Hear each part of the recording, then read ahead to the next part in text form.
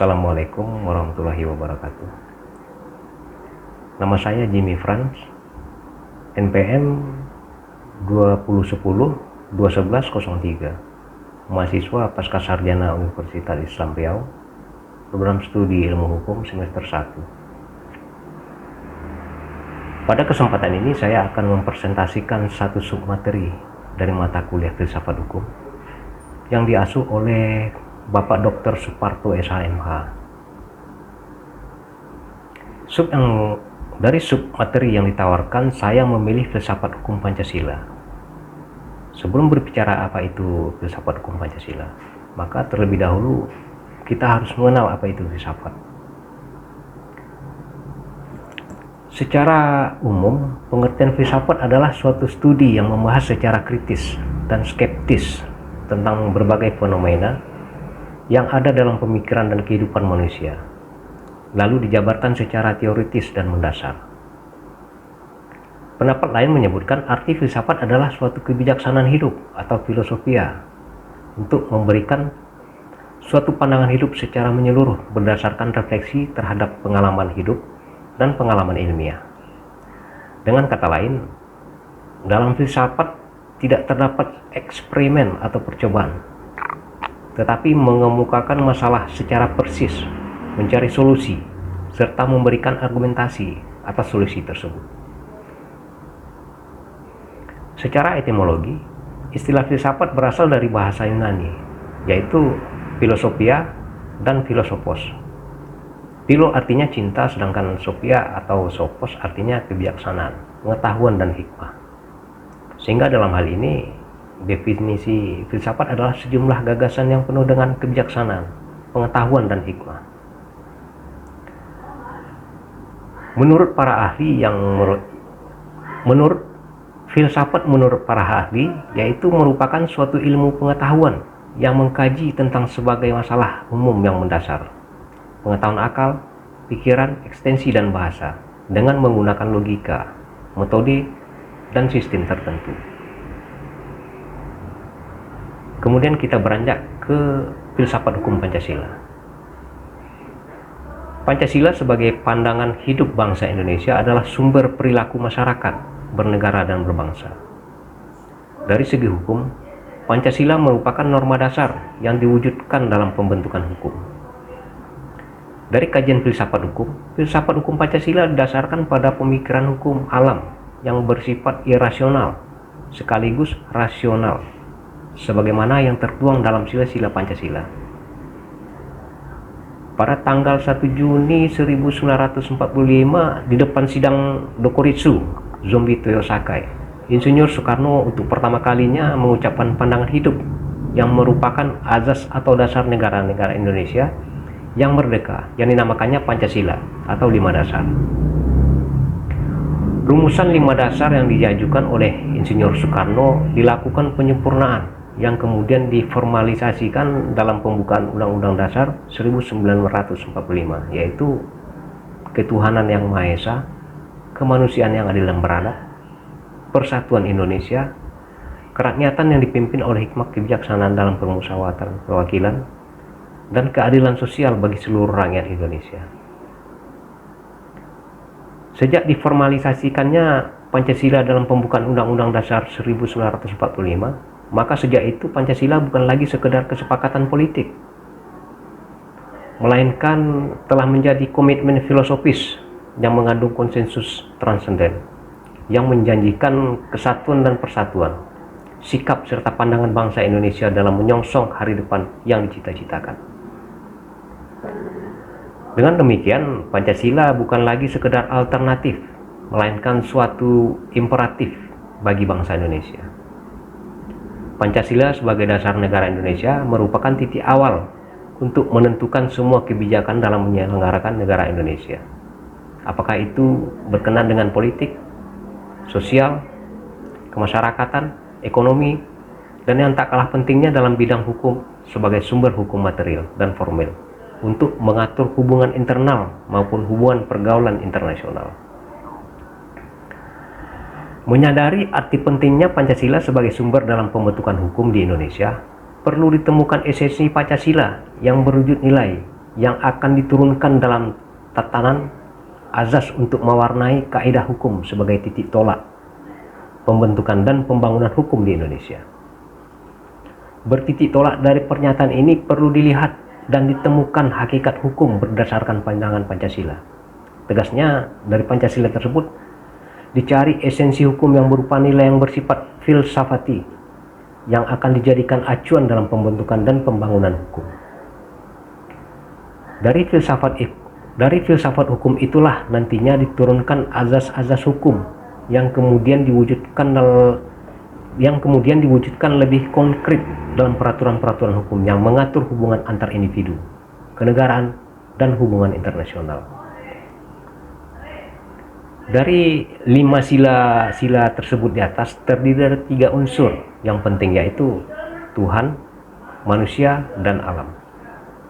Ketiga esensi tersebut dapat dipahamkan Tuhan sebagai dunia ide atau ruh, alam atau dunia sebagai materi, dan manusia tempat berpadunya 2 ide atau ruh dan materi atau alam.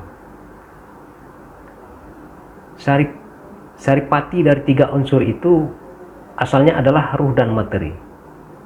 Esensi ruh dan materi terlihat jelas pada diri manusia. Sesuai dengan esensinya yang demikian itu, manusia mempunyai kedudukan dan fungsi yang sentrum dan penting di dunia. Keberadaan 3 esensi itu saling berhubungan satu sama lainnya dan merupakan satu kesatuan yang saling terkait antara satu dengan lainnya. Bertitik tolak bahwa hubungan adalah hal yang esensial untuk adanya hukum, maka berdasarkan Pancasila ada 3 pola hubungan yang paling mendasar, yaitu hubungan Tuhan dengan manusia dan alam, hubungan antara sesama manusia, 3 hubungan antara manusia dan alam lingkungan. Dari 3 pola hubungan itu, Tuhanlah sebagai penentu utama pola hubungan, sebab Tuhan adalah pencipta manusia dan alam. Bagi bangsa Indonesia, Tuhan sebagai pencipta pembawa konsekuensi, bahwa Tuhan adalah pusat hubungan dan pembentuk hubungan. Hubungan-hubungan yang ada pada dasarnya adalah untuk keteraturan dan ketertiban dari 2 hal yang berinteraksi.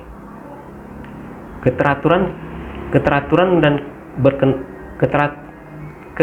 berkenaan dengan landasan substansi dari hukum ada dalam dunia nilai atau ide, atau sebagai jiwa hukum, sedangkan keterlibatan dalam tujuan hukum dalam wujudnya yang materi atau positifis merupakan tubuh hukum. Tuhan adalah esensi yang universal sifatnya dan dianut oleh setiap manusia, karena manusia pada hakikatnya adalah makhluk yang religius, dan keberadaan Tuhan adalah menjadi kebutuhan laten bagi dirinya. Kalaupun ada perubahan tentangnya, tidaklah berkenaan dengan hakikat adanya Tuhan, melainkan mengenai hakikat makna Tuhan dalam perbahasan. Upaya pencarian Tuhan telah dilakukan oleh umat manusia sejak zaman primitif hingga masa kini. Awal anjak pencarian Tuhan oleh manusia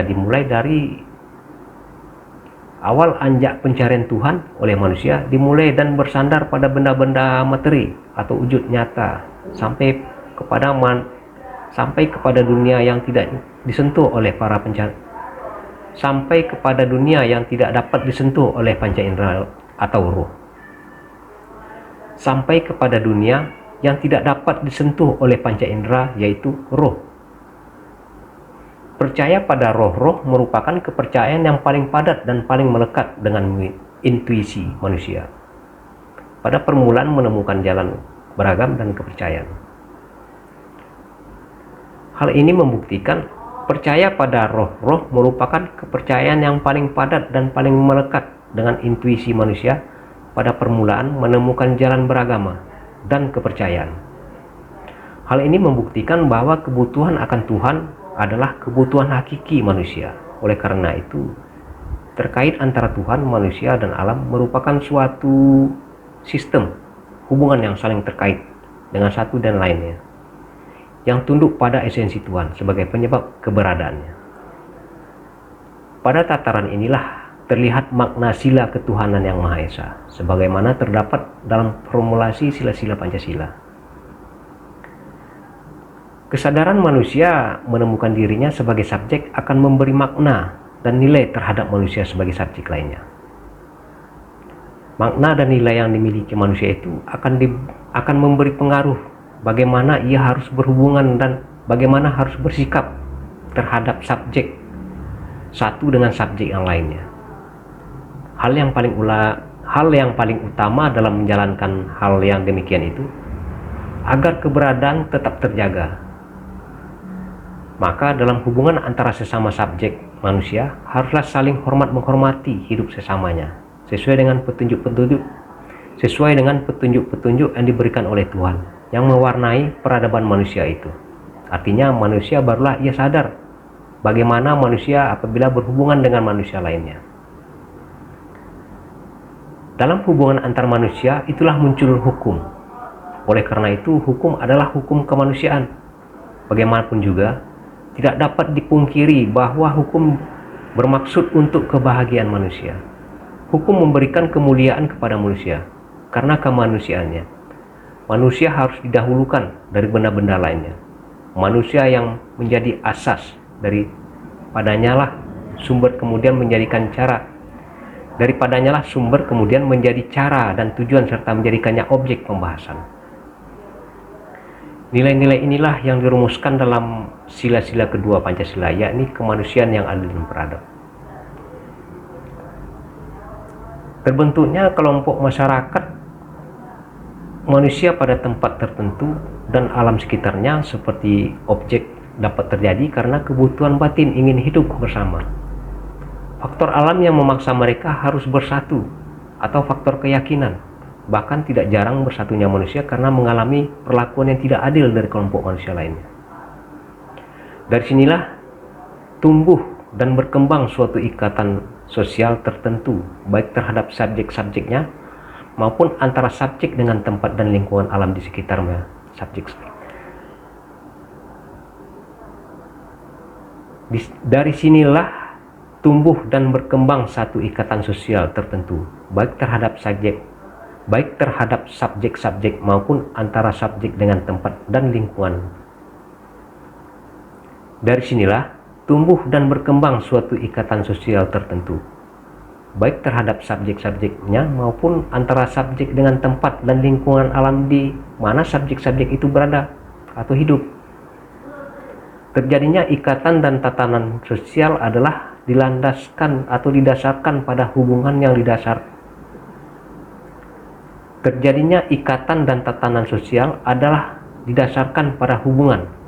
didasarkan pada nilai-nilai dan keberadaan serta kepercayaan yang dianut oleh kelompok manusia tersebut. Nilai-nilai yang menimbulkan rasa persatuan di kalangan kelompok manusia itu dan akhirnya menimbulkan rasa kebersamaan yang sama-sama terungkap dalam bentuk kelompok bangsa dan rasa nasionalisme. Nilai inilah yang menimbulkan rasa persatuan di kalangan kelompok manusia itu dan akhirnya menimbulkan rasa kebersamaan yang sama yang terungkap dalam bentuk kelompok bangsa dan rasa dan akhirnya menimbulkan rasa kebersamaan yang sama yang terungkap dalam bentuk kelompok bangsa dan rasa nasionalisme. Kenyataan yang hakiki inilah yang tercermin dalam sila kelima, kenyataan yang hakiki inilah yang tercermin dalam sila ketiga Pancasila, yaitu persatuan Indonesia. Setelah manusia sebagai subjek perkumpulan dan berhubungan dengan subjek lainnya sudah tentu memiliki maksud dan tujuan hidup. Maksud dan tujuan hidup bersama sudah tentu dirumuskan dalam bentuk secara bersama-sama pula. Setelah manusia sebagai subjek berkumpul dan berhubungan dengan subjek lainnya, sudah tentu memiliki maksud dan tujuan hidup bersama dalam bentuk negara. Maksud dan tujuan hidup bersama sudah tentu dirumuskan dan dibentuk secara bersama-sama pula. Subjek-subjek sudah pasti menyadari bahwa dalam rangka mencapai maksud dan tujuan bersama diperlukan nilai-nilai kebenaran dan bagaimana menemukan dan menjalankan kebenaran yang telah dibentuk dan dirumuskan. Dalam konteks ini, Upaya subjek-subjek dalam kehidupan bersama bukanlah menentukan kebenaran, melainkan menemukan kebenaran. Jadi manusia bukan menentu pusat kebenaran, melainkan hanyalah mengakui kebenaran. Pada hakikatnya, kemampuan setiap subjek dalam menemukan dan meletakkan kebenaran dalam rangka mencapai kebahagiaan hidup bersama tidaklah sama. Disinilah peran subjek yang memiliki kelebihan dan menemukan dan mengungkapkan kebenaran untuk pegangan dalam mencapai tujuan hidup bersama, sebagai tertuang dalam sila keempat Pancasila, yaitu kerakyatan yang dipimpin oleh hikmah kebijaksanaan dalam permusyawaratan perwakilan. Dalam rangka mencapai tujuan kehidupan bersama itu, maka subjek-subjek baik secara individu maupun secara bersama memerlukan benda-benda alam. Benda-benda alam yang sudah ada diciptakan oleh Tuhan. Dan benda-benda itu selamanya terikat keberadaan dengan Tuhan. Benda-benda alam yang ada di sekitar subjek itu sudah pasti dibutuhkan oleh setiap subjek, baik secara individual maupun secara bersama. Posisi subjek terhadap benda-benda alam yang telah ada mempunyai kesempatan yang sama dengan yang satu dengan yang lainnya. Oleh karena itu, okupasi benda-benda alam oleh subjek secara individu harus pula tidak mengganggu okupasi secara bersama-sama. Di sini terlihat bahwa penggunaan semua benda-benda alam yang ada di sekitar subjek tersebut harus dipergunakan, dimanfaatkan secara adil, baik dalam kapasitas okupasi pribadi maupun dalam kapasitas bersama-sama. Nilai-nilai inilah yang dituangkan dalam sila kelima Pancasila, yaitu keadilan sosial bagi seluruh rakyat Indonesia. Kemudian di atas telah menjelaskan bahwa hubungan manusia dan alam dengan Tuhan adalah hubungan keniscayaan. Artinya setiap keterkaitan, keterhubungan dan keterlibatan. Hubungan tersebut bersifat dinamis. Artinya ada keterjalinan sadar dihayati dan dijadikan sebagai akar serta inti kepribadiannya. Filsafat hukum Pancasila ada dua aliran yang membicarakan masalah konsep hukum. Aliran pertama yaitu dilihat dari suatu nilai metafisis yang mendekati nilai susila. Aliran inilah yang di dalam rumusan hukum Romawi kuno dinyatakan dengan ucapan yang terkenal, yang artinya hukum itu adalah seni tentang yang baik dan yang adil. Tetapi yang berhadapan dengan aliran filsafat tersebut ialah aliran yang mengatakan bahwa hukum adalah sama dengan kekuasaan belaka. Dalam pandangan ini, kekuasaan adalah hukum dan hukum sama dengan kekuasaan. Jadi konsep hukum menurut Pancasila adalah adanya hubungan hukum dengan teologis. Semua hubungannya yang terjadi antara sesama manusia dan alam tunduk pada kekuasaan dan kehendak Tuhan. Apabila pernyataan tersebut dikaitkan dengan pemikiran bangsa Smith yang memahami hukum sebagai suatu yang absolut dan diwahyukan oleh Tuhan, berbeda dengan hukum bagi orang-orang Grek, menyusun pemikiran hukum alam. Berbeda dengan konsep hukum bagi orang-orang Grek yang menyusun pemikiran hukum alam, Hukum absolut yang dipegangi oleh orang Smith bersifat eksternal, sedangkan konsepsi Grek merupakan salah satu hukum internal yang merupakan bagian dari kehakikat manusia. Pada realitasnya tidak dapat dipungkiri manusia kesulitan untuk dapat memahami kehendak Tuhan. Hal ini terjadi karena manusia hanya mengandalkan kekuatan akalnya semata dan melalaikan peranan batin atau jiwanya. Manusia dengan mengandalkan akalnya berargumentasi bahwa akal bersifat netral dan objektif. Hal ini dapat dimaklumi karena akal pada hakikatnya adalah kumulatif dari rekaman pengalaman yang sangat terkait dengan materi. Demikian pun terhadap hukum. Hukum sebagai kenyataan haruslah dipandang dari dua aspek, yaitu kenyataan hukum dalam bentuk adanya dan kenyataan hukum dalam bentuk ide atau nilai atau sifat hakiki hukum. Ide hukum menurut filsafat hukum sangat dibutuhkan dalam membentuk definisi formal tentang hukum sebagai kenyataan materi. Cara berpikir konsep hukum yang demikian ini terlihat cenderung pada pikiran bangsa Grek yang memahami hukum sebagai pemikiran hukum alam, di mana hukum merupakan bagian dari hakikat manusia. Pada hakikatnya, tujuan akhir dari hukum adalah bermuara pada rasa atau perasaan yang terjemah dalam bentuk adil. Tujuan akhir hukum adalah bagaimana manusia itu bahagia dan menjalani kehidupannya, bagaimana manusia itu tidak mengalami kenistapaan dan keberpatokan kepada adil. Apabila adil telah tercipta, maka bahagia akan terjelma dalam batin atau hati setiap manusia. Bahagia adalah urusan batin atau hati, namun tidak dipungkiri caranya adalah materi. Pada tataran inilah adil harus dirasionalkan, karena materi dapat diukur dan diinderai. Dengan demikian, dalam pandangan filsafat hukum Pancasila terlihat bahwa hukum haruslah dipahami sebagai kesatuan antara ruh dan materi, merupakan dui tunggal. Keduanya harus dipahami dan dilaksanakan secara dui tunggal pula. Oleh karena itu, hubungan sebagai unsur esensial dari hukum tidak terlepas dari kedua hal tersebut, yang harus diperlukan secara seimbang, tetapi merupakan suatu kesatuan yang tidak terpisahkan. Disinilah sebenarnya letak hakikat filsafat Pancasila itu.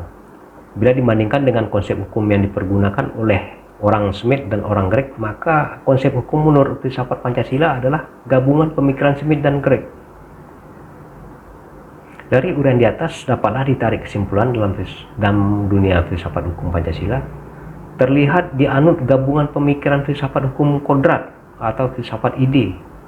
Dalam artian hukum bukan ketentuan Tuhan, melainkan kehendak Tuhan. Dan filsafat hukum positivisme hukum atau filsafat materialis. Kedudukan keduanya saling mengisi, tak terpisahkan satu dengan lainnya. Dengan demikian, konsep hukum menurut filsafat hukum Pancasila adalah penggabungan pemikiran Smith dan Grek. Hal ini sesuai dengan hakikat citra manusia terdiri dari roh dan materi. Oleh karenanya, dalam filsafat hukum Pancasila, antara hukum dan moral merupakan satu kesatuan yang utuh. Tegasnya, dalam filsafat hukum Pancasila dianut aliran pemikiran dualistik, yaitu ruh dan materi, yang dipandang sebagai monisme.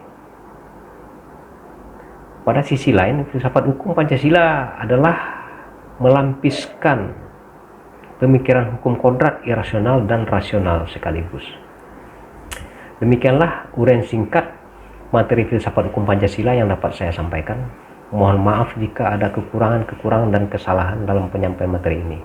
Terima kasih. Wabillahi taufik wal hidayah. Wassalamualaikum warahmatullahi wabarakatuh.